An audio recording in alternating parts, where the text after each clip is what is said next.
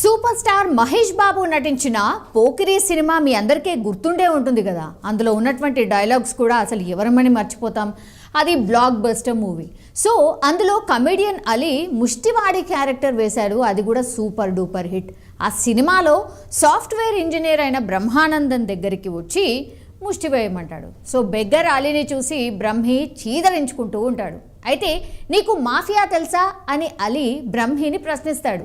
Mafia మాదిరిగానే మాది ముష్టి మాఫియా అని కూడా చెప్తూ ఉంటాడు. అంటే బిచ్చగాళ్లకు కూడా ఓ రేంజ్ ఉందని చెప్పకనే చెప్తాడు ఆ సినిమాలో. అయితే ప్రాక్టికల్గా చూసుకుంటే మన దేశంలోని చాలా పట్టణాల్లో అండ్ నగరాల్లో బిచ్చగాళ్ళు ఓ మాఫియా మాదిరిగా తయారయ్యారనే వార్తలు మనం అప్పుడప్పుడు వింటూనే ఉంటాం. ఇక ఇప్పుడు అసలు విషయం ఏంటంటే మాఫియా లాంటి ముష్టియా సంగతి ఎలా ఉన్నా ఇందోర్లోని ఓ మహిళ ముష్టి రంగంలోని ఉన్న వాళ్ళతో పాటుగా ముష్టి వేసే వాళ్ళకు కూడా షాక్ ఇస్తోంది. లక్షలు కూడగట్టి ఓ బిచ్చగత్తే పోలీసులకు చిక్కిన సంఘటన ఇప్పుడు చాలా వైరల్గా మారిపోయింది. అసలు ఏం జరిగిందంటే ఇండోర్లో ఓ మహిళ భిక్షాటన చేస్తోంది.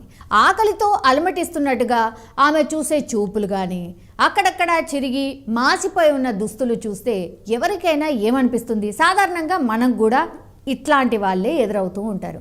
గుండె తరుక్కుపోతూ ఉంటుంది. అయ్యో పాపం అనిపిస్తుంది. పదో పరకో లేకపోతే ఎంత తోస్తే అంత ఇస్తూ ఉంటాం. కొంతమంది అయితే ఫుడ్ కూడా ఇస్తూ ఉంటారు. ఇలా జనంలోని దయాగుణాన్ని ఆమె ఆదాయ మార్గంగా మార్చుకుంది. టోటల్గా 45 రోజులకు 2.5 లక్షల చొప్పున ఆమె సంపాదన. ఏంటి? ముష్టి ఎత్తుకునే ఆమె సంపాదన ఇది. ఇండోర్లోని బెగ్గర్ ఫ్రీ సిటీగా మార్చే కార్యక్రమంలో భాగంగా అయితే తనిఖీలు చేశారు పోలీసులు. ఆ మహిళ వాళ్ళకు దొరికింది. సో విచారణలో ఆమె చెప్పిన విషయాలు చూస్తే షాక్ అయిపోయారు పోలీసులు.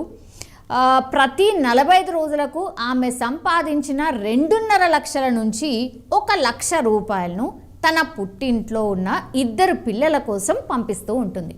మరో 50,000ను పిల్లల పేరిట ఫిక్స్డ్ డిపాజిట్ కూడా చేస్తుందట. మిగతా సొమ్మును ఆమె తన వ్యక్తిగత అవసరాలకు ఖర్చు పెడుతూ ఉంటుందట. అప్పటికే నోరెళ్ళబెట్టిన పోలీసులకు ఆ భిక్షగత్తె మరో షాక్ కూడా ఇచ్చింది. ఈ వృత్తిలోనే ఆమె భర్త, చెల్లెలు, తమ 2 పెద్ద పిల్లలు కొనసాగుతున్నట్టు ఆమె చెప్పుకొచ్చింది. ఈ కుటుంబం ఇండోర్ నుంచి ఉజ్జయినికి వెళ్లే మార్గంలో వేరు కూడళ్లలో భిక్షాటన చేస్తూ అడుక్కుంటూ ఉంటారట. దాంతో వాళ్ళను కూడా అదుపులోకి తీసుకునేందుకు పోలీసులు ప్రయత్నిస్తే వాళ్ళందరూ కూడా పారిపోయారు. అయినా పోలీసులు వాళ్ళను గాలించి అరెస్ట్ చేసిన పరిస్థితి. అరెస్ట్ చేసిన తర్వాత ఇవన్నీ విషయాలు బయటకు వచ్చాయి. అయితే తమను అరెస్ట్ చేసిన పోలీసులకు ఆ భిక్షగత్తె ఎదురు క్వశ్చన్స్ కూడా వేసింది. తామేమీ దొంగతనాలు చేయడం లేదు, చేయి చాచి అడుక్కొని డబ్బు సంపాదిస్తున్నాం, ఇలా తప్పేముంది అన్నటువంటిది ఆమె క్వశ్చన్ చేసిందట. అయితే ఆ బిచ్చగత్తెను అదుపులోకి తీసుకున్నారు. ఆ సమయంలో ఆమె దగ్గర 19,200 రూపాయలు ఉన్నాయట. ఇండోర్లో పోలీసులు అరెస్ట్ చేసినప్పుడు. సో ఆమె ఏడాదికి ఎంత ఈ చొప్పున 45 రోజులకు 2.5 లక్షలంటే ఆమె ఏడాది సంపాదన అక్షరాల 20 లక్షలకు పైగానే ఉంది. సో మహిళా కుటుంబం ప్రస్తుతం అయితే ఒక మిలియనీర్ రేంజ్లో ఉందని, వారికి ఖరీదైన ఇల్లుంది, స్మార్ట్ ఫోన్స్ ఉన్నాయి, పెద్ద ఎత్తున బ్యాంక్ బ్యాలెన్స్లు కూడా ఉన్నాయని విచారణలో పోలీసులకైతే తెలిసింది. సో ఆ మహిళ గత ఏడాది కూడా పట్టుబడిందట. కౌన్సిలింగ్ ఇచ్చి వదిలేశారట.